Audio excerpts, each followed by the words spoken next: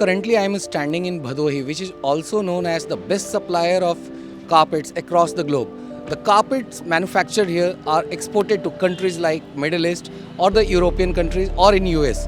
And now we will speak to them to understand what are the challenges the carpet industry is facing and what are the challenges that the weaver community is also facing in Bhadohi.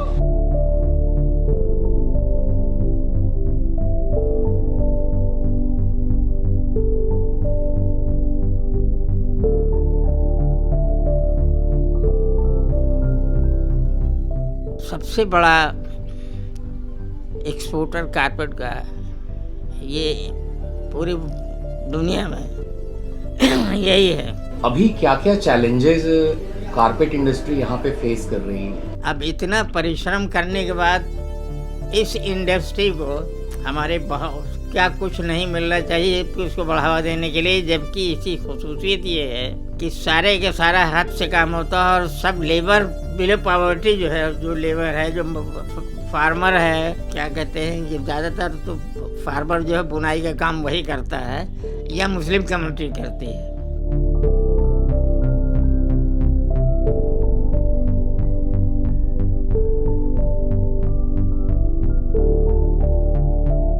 इसकी खुसूसियत ये भी है कि इस industry को government की तरफ से कुछ नहीं मिलता।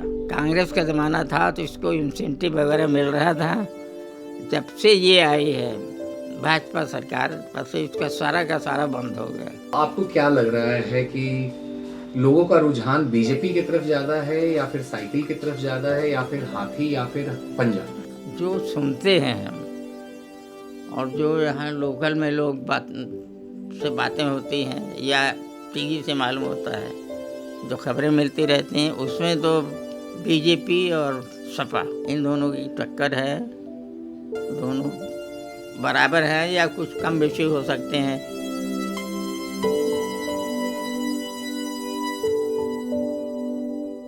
सबसे बड़ा जो हमारे साथ मसला आया, इसके पहले जो हमारी गवर्नमेंट होती थी, हमको 9.2% जनरल जो है कि एक ड्रॉबैक जो हम माल वहाँ बाहर से इंपोर्ट करते थे, उसके अगेंस्ट ये हमें ड्रॉबैक के तौर पे 9.2%, किसी में कुछ ज़्यादा किसी में कुछ कम, मतलब एवरेज आप 9% समझ लो ये देते थे। जब से ये आई आपकी नई गवर्नमेंट जो आई, तो इन्होंने पहले तो ये हमारा ड्रॉबैक को कम करके आहिस्ते आहिस्ते 3% कर दिया और 7% जो हमें मिलता था ये लाइसेंस, उसको एकदम टोटली बंद कर दिया। अचानक 15-16% फ्लक्चुएशन आने से हम लोग बहुत ज़्यादा उस पर, क्योंकि प्राइस अब हम उसको इंक्रीज़ करेंगे, सामने वाला कस्टमर भी तो लेना चाहिए, उससे ये हमारा इंडस्ट्री आहिस्ते आहिस्ते करके अब समझ लीजिए एक तरह से कमर टूट गई है इंडस्ट्री की।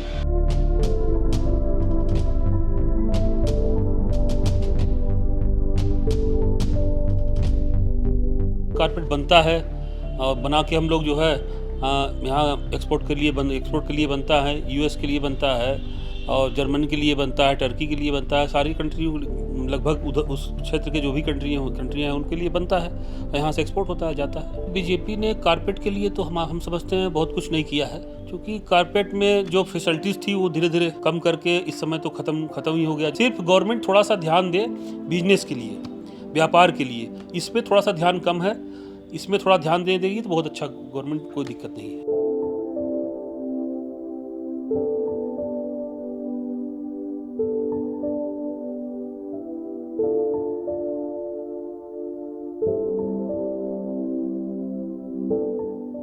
चैलेंजेस ये आ रहे हैं कि गवर्नमेंट के द्वारा कोई प्रोत्साहन नहीं दिया जा रहा है बुनकरों को, जिससे बुनकरों की कमी होती चली जा रही है, या अगर कोई प्रोत्साहन दिया भी जा रहा है तो बुनकरों तक पहुंच ही नहीं पा रहा है।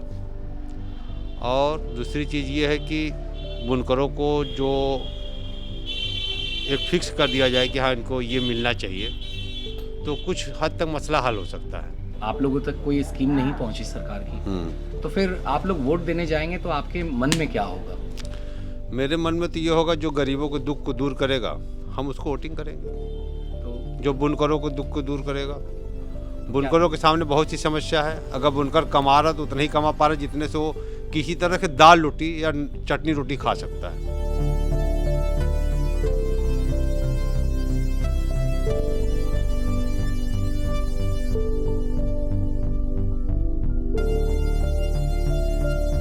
यूपी गवर्नमेंट ने तो कुछ भी नहीं किया है। जो भी यहाँ कारपेट एक्सपो मार्ट के लिए प्रयास यहाँ के विधायक ने किया, तो अखिलेश जी ने एक्सपो मार्ट के लिए 200 करोड़ रुपया दिया, वो बनकर तैयार भी हो गया है। क्योंकि कोविड के कारण अभी फेयर नहीं लग पाया है यहाँ, लेकिन आगे हो सकता है कि फेयर लगे। रोड वगैरह तो पहले से ठीक हुए हैं, और भी तमाम बहुत समस्याएं हैं। सरकार से हमें दिन पर दिन जो सहूलियत थी वो कम होती जा रही, घटाते जा रहे हैं। 7% से 2.5% पे आ गया रोड टिप स्कीम, उन्होंने चेंज कर दिया। ये तो खैर केंद्र सरकार की है, ड्राबैक भी केंद्र सरकार की है। सरकार से चाहते हैं कि जो पुराना है उसी पर बहाल कर दें, तो उतने में हम लोग लड़ लेंगे। योगी जी में सिर्फ ये मतलब देखने में मिला कि गुंडा बदमाश तो खैर अब नहीं दिखाई दे रहे हैं, लेकिन किसानों की समस्या बढ़ गई है। ये जो गाय बछड़ा मतलब सब छुड़वा दिए हैं, इससे किसान तो त्रस्त हैं,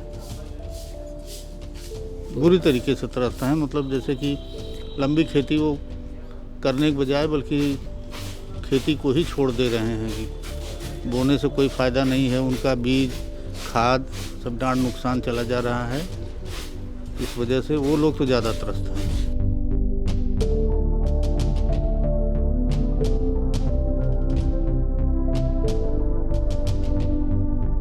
किसी भी सरकार हो, मजदूरा को तो मजदूरी हमेशा मिलना चाहिए, काम मिलना चाहिए, किसी भी सरकार हो। हम लोगों के सामने तो बहुत सी मुश्किलें हैं इसमें अगर देखा जाए तो, क्योंकि जो हम लोगों को मजदूरी मिलना चाहिए उतना मिलता नहीं। जिस तरीके से लोग इसमें 12 घंटे 14 घंटे काम करते हैं, मेहनत करते हैं, उस तरीके का इसमें कोई देखा जाए तो मजदूरी नहीं है। हम लोगों को वोट से मतलब नहीं है, सरकार किसी का हो, काम होना चाहिए। ये कोई ज़रूरी नहीं है कि सपा हो या बीजेपी हो या बहुजन हो या कांग्रेस हो। पार्टी से हम लोगों से मतलब नहीं है, हम लोगों से सिर्फ अपने काम की मतलब है। योगी आदित्यनाथ जी ने भी आप लोगों के ऊपर कोई ध्यान नहीं दिया? कोई ध्यान नहीं, बल्कि मरवाया भी डंडा से, पुलिस वाले से। जो मिलना चाहिए हम लोग को लॉकडाउन में कुछ नहीं मिला, ऊपर से मार भी खाए। The team of the New Indian met with several of the carpet industrialists and the weaving community members, and we got a sense that most of the industrialists are unhappy with the way the government has been handling the weaving community over here, as the subsidies have been reduced. And they also said that in the last 5 years the BJP government has done nothing for them, and whosoever is voted to power must ensure that the government must focus on the carpet industry of Bhadohi so that it does not lose its sign in the world market. Meanwhile, the weaver community also stressed that the government must come up with the schemes for them so that they could lead a better life. However, they remain tight-lipped for whom they are going to vote in the next assembly elections. For the New Indian from Bhadohi, Anand Singh. For more such fine stories and video reports from field, subscribe to our channel, The New Indian.